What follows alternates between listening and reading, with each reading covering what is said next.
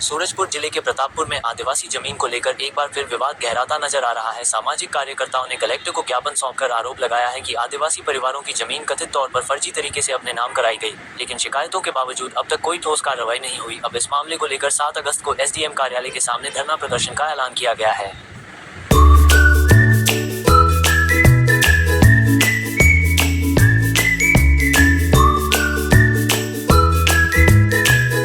दादा क्या नाम है और क्या शिकायत लेके आए हैं यहाँ पे? मेरा नाम सुरेश राम बुनकर, मैं एक सामाजिक कार्यकर्ता हूँ। ग्राम पंचायत सरहरी, तहसील प्रतापपुर, जिला सूरजपुर का मामला है।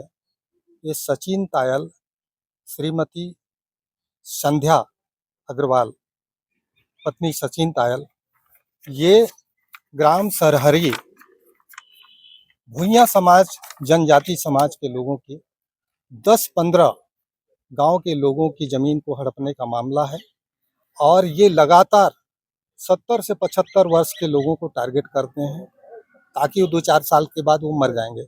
उनका कारनामा ऐसा है कि वो नामांतरण कराने के नाम पर, बंटवारा कराने के नाम पर गांव के आदिवासियों को बरगलाते हैं, विश्वास में लेते हैं।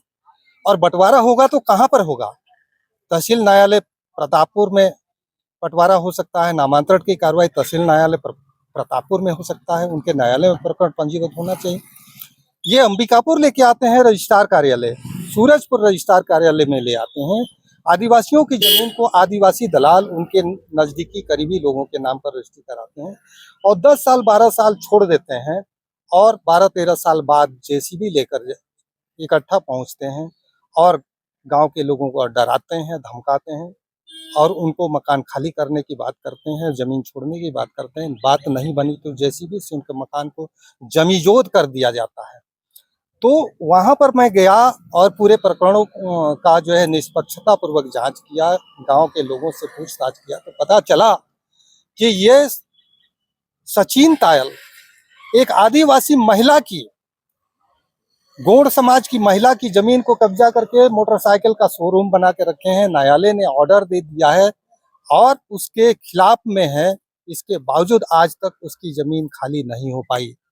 तो ऐसे लोगों के खिलाफ शासन प्रशासन को कार्रवाई करनी चाहिए थे और इनके विरुद्ध थाना प्रभारी प्रतापपुर में भी शिकायत दर्ज कराई गई थी, लेकिन थानेदार ने भी उसके खिलाफ कोई कार्रवाई नहीं की है। तो कहीं ना कहीं हमारा सिस्टम गड़बड़ है, सिस्टम में बदबू आ रही है। पूंजीपतियों के खिलाफ कोई कार्रवाई नहीं है।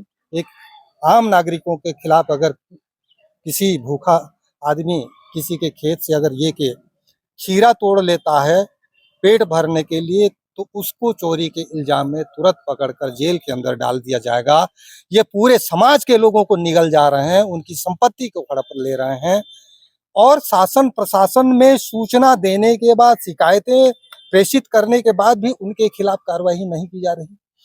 पता चला है कि उनके ज्येष्ठ भ्राता भारतीय जनता पार्टी का कोई खास व्यक्ति है और ये पत्रकारिता से भी ताल्लुक रखते हैं। कहीं ना कहीं समाज के अंदर इनका दबदबा है, प्रभाव है, राजनीतिक प्रकरण पकड़ रखते हैं।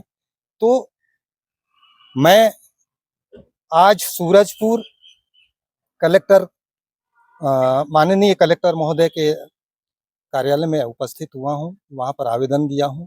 आंदोलन की चेतावनी हमने दिया है। पुलिस अधीक्षक सूरजपुर को भी हमने दिया है। कल हम प्रतापपुर जाएंगे, प्रतापपुर एसडीएम को भी ज्ञापन सौंपेंगे और हम चक्का जाम जैसी आंदोलन का सूचना भी देंगे और शांतिपूर्ण तरीके से हम आंदोलन करेंगे और शासन प्रशासन से मांग करेंगे उनके विरुद्ध भारतीय दंड विधान की धाराओं के तहत उनके खिलाफ कठोर से कठोर कार्रवाई की जाए, अन्यथा चक्का जाम हम करेंगे। क्या यही एक विकल्प बचा है दादा कि इसके अलावा भी और दूसरा कोई विकल्प है? देखिए, आम नागरिक कुछ नहीं कर सकता। आम नागरिकों के लिए कोई कानून बनी ही नहीं। बड़े पूंजीपति वर्ग के लोग कानून को अपनी जेब में लेकर चलते हैं और कानून में बैठे लोग, सिस्टम में बैठे लोग ऐसे लोगों के खिलाफ कोई कार्रवाई नहीं करते हैं, जिससे इनका मनोबल बढ़ा हुआ है। तो अगर सिस्टम काम नहीं करेगा तो हम दूसरा भी जो है कि अपना फिर आंदोलन करने का जो तरीका होगा वो हम दूसरे ढंग से करेंगे।